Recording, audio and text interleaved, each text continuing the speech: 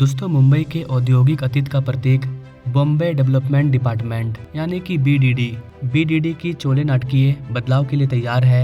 अपनी तंग रहने की जगहों और संकरी गलियों के लिए मशहूर इन चोलों में दशकों से हजारों कामकाजी परिवार रहते आए हैं। एक महत्वाकांक्षी पुनर्विकास परियोजना का लक्ष्य शहर की क्षितिज रेखा को फिर से परिभाषित करना और निवासियों को जीवन की नई राह प्रदान करना है, जिसके तहत मार्च 2025 तक वर्ली में नवनिर्मित अपार्टमेंट का पहला बैच सौंपे जाने का उम्मीद है। तो आज के इस वीडियो में हम लोग जानेंगे कि बॉम्बे डेवलपमेंट डिपार्टमेंट किस तरह से अपने नाटकीय चोले का बदलाव कर रही है, किस तरह से सरकार अंग्रेजों के टाइम में बसे हुए नगरों का अब पुनर्विकास करने का काम कर रही है। बताया जा रहा है कि पुनर्विकास का पैमाना काफी ज्यादा बड़ा है, जिसमें लगभग 20,000 करोड़ रुपये सिर्फ मौजूदा किरायादारों के पुनर्वास के लिए समर्पित है।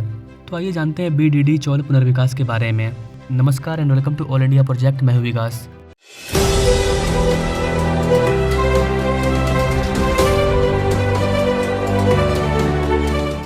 Now directly come to the point guys. पुनर्विकास परियोजना जो कि वर्ली, नायगांव और एनएम जोशी मार्ग तक फैली हुई है, जिसका की नेतृत्व महाराष्ट्र आवास और क्षेत्र विकास प्राधिकरण, जिसको कि शॉर्ट में महाडा बोलते हैं, इनके द्वारा किया जा रहा है और इसे राज्य सरकार का समर्थन प्राप्त है। अगर इस चोले के इतिहास की बात करें तो ब्रिटिश सरकार द्वारा 1920 और 1925 के बीच में इस बीडीडी चोले का निर्माण कार्य शुरू किया गया था। उस टाइम औद्योगिक श्रमिकों और रोजगार की तलाश में मुंबई आने वाले प्रवासियों के लिए इसे बनाया गया था। आज के टाइम में जिस तरह से आप मुंबई में धारावी का जो स्लम देखते हैं, ठीक वैसा ही ये एरिया भी है, लेकिन ये ब्रिटिश काल का है। 1920-25 में ही इसे बनाया गया था। जो लोग मुंबई में काम करने के लिए आते थे अलग से, तो उनको यहाँ पर रखा जाता था और किराया दे करके वो रखते थे। तो एक और तो सरकार बनने के बाद ही धारावी रीडेवलपमेंट का काम स्टार्ट हो चुका है। वहीं दूसरी ओर 1925 में बना था ये और अभी 2025 आ गया, तो 100 साल इसका भी पूरा हो गया है। अब इनका भी रीडेवलपमेंट करना जरूरी है। वर्षों से चोल मिल श्रमिकों और कम आय वाले परिवारों के घर बन गए, जिससे यहाँ पर एक ऐसे समुदाय बने जो कि सीमित संसाधनों के बावजूद फलते फूलते रहे। मतलब ये पूरा का पूरा इलाका ही वहाँ पर बन गया। जिस तरह से मुंबई का जो स्लम है वो गरीबों का एक इलाका है, वहाँ पर लाखों लोगों को रोजगार मिला हुआ है और करोड़ों रुपये का बिजनेस वहाँ पर चल रहा है। ठीक ऐसे ही इस वाले चोल का हाल है। और ऐसा नहीं है कि मुंबई में एक दो चोल हैं। आज के टाइम में मुंबई में टोटल 207 बीडीडी चोल हैं, जो 4 प्रमुख स्थानों पर फैले हुए हैं। वर्ली में आपको 121 चोल देखने को मिलेंगे, नायगांव में 42 चोल, एनएम जोशी मार्ग पर 32 चोल और सवेरी में 12 चोल देखने को मिलेंगे। और इन सभी चोलों का पुनर्विकास किया जाएगा, जो कि मुंबई की खूबसूरती को चेंज करेगा, एक नया रूप देगा। धारावी का जो स्लम आप देख रहे हैं, वहाँ पर अगर बिल्डिंगें बन जाएगी तो नज़ारा ही चेंज हो जाएगा। वैसे ही ये सब एरिया है, इन सब का पुनर्विकास होना काफ़ी ज़्यादा जरूरी है। पुनर्विकास निवासियों की लंबे समय से मांग रही है, क्योंकि पुरानी चाल की संरचना लगातार असुरक्षित होती जा रही है। 2017 में देवेंद्र फडणवीस के नेतृत्व वाली सरकार ने 16,000 करोड़ रुपये की पुनर्विकास योजना शुरू की। इस परियोजना में उन किराएदारों को 500 वर्ग फुट के नए घर देने का वादा किया गया, जो वर्तमान में 160 वर्ग फुट के कमरों में रहते हैं, जिसका पहला भूमि पूजन समारोह अप्रैल 2017 में आयोजित किया गया था। पुनर्विकास मॉडल में 68% भूमि का उपयोग मूल किराएदारों के पुनर्विकास के लिए किया जाएगा, जबकि शेष भूमि निजी बिल्डरों को खुले बाजार में बिक्री के लिए अपार्टमेंट बनाने के लिए आवंटित की जाएगी, जिससे परियोजना के वित्तीय पोषण में मदद मिलेगी। महाडा ने किराएदारों के शुरुआती प्रतिरोध पर काबू पाने के बाद अगस्त 2021 में वर्ली, नायगांव और एनएम जोशी मार्ग में काम शुरू किया। सेंट्रल गवर्नमेंट और बॉम्बे पोर्ट ट्रस्ट से औपचारिक रूप से भूमि हस्तांतरित होने के बाद सवेरी पुनर्विकास शुरू हुआ। पुनर्विकास के लिए अर्हता प्राप्त करने के लिए किराएदारों को 1 जनवरी 2021 तक बीडीडी चोल में कानूनी रूप से कब्जा करना होगा, ऐसा कहा गया था। एक सक्षम प्राधिकारी पात्रता की पुष्टि करेगा और बीडीडी परिसर में झोपड़ियों और वाणिज्यिक इकाइयों जैसे अन्य संरचनाओं के लिए योग्यता का निर्धारित करेगा। मतलब जिस तरह से धारावी में कौन से लोग कब से रह रहे हैं, उसके अकॉर्डिंग उनको वहाँ पर मकान दिया जाएगा। ठीक वैसे ही यहाँ पर भी 2021 में काम स्टार्ट हुआ था। पात्र किराएदारों को नवनिर्मित इमारतों में 500 वर्ग फुट 2 बेडरूम वाले अपार्टमेंट का स्वामित्व प्राप्त होगा, जबकि क्षेत्र में झुग्गी निवासियों को स्लम अधिनियम के तहत फिर से बसाया जाएगा। ये सारी घटना 2021 में हो रही थी। इन निवासियों को आवासीय उद्देश्य के लिए 300 वर्ग फीट की इकाइयाँ आवंटित की जाएगी। साथ ही व्यवसाय मालिकों के लिए बराबर वाणिज्यिक स्थान भी आवंटित किया जाएगा।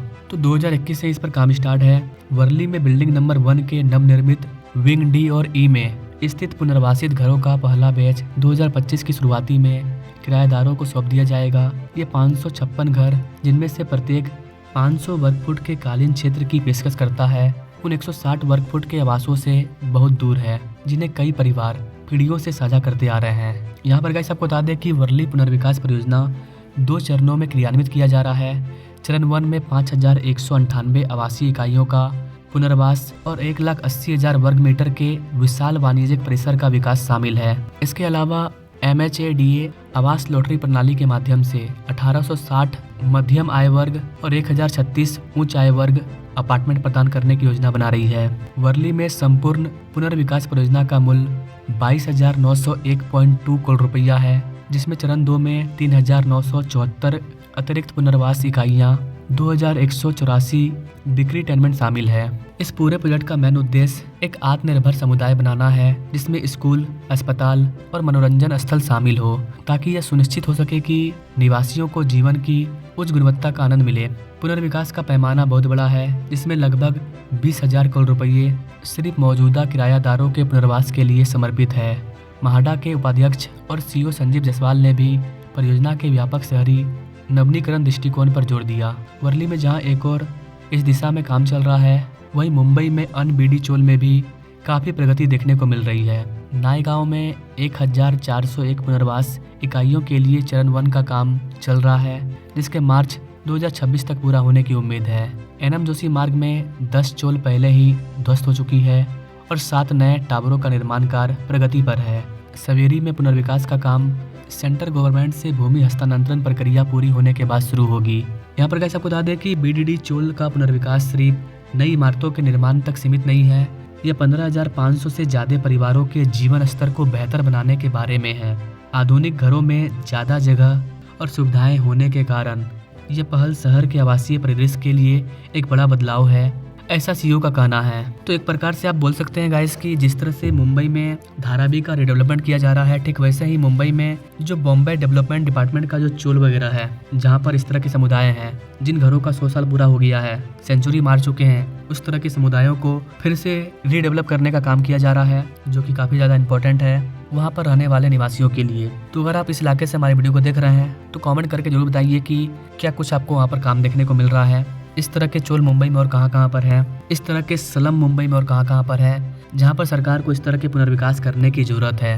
क्योंकि मुंबई में जितने भी लोग हैं ज़्यादातर वो बाहरी लोग ही हैं। भले वो आज बता दें कि हम मुंबई के हैं, लेकिन जो मुंबई के ओरिजिनल लोग होंगे वो प्योर मराठी होंगे।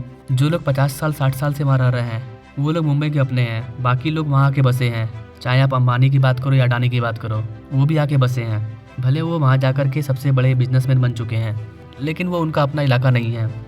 And have now undertaken the world largest slum redevelopment initiative, the Dharavi projects. For me, Dharavi is not just about slum redevelopment. It is about restoring dignity, creating a sustainable ecosystems, and changing the status quo for over 1 million residents. तो guys आप अपने राय comment कीजिएगा। बाकी मिलेंगे अपने लोग next video में, तब तक के लिए जय हिंद।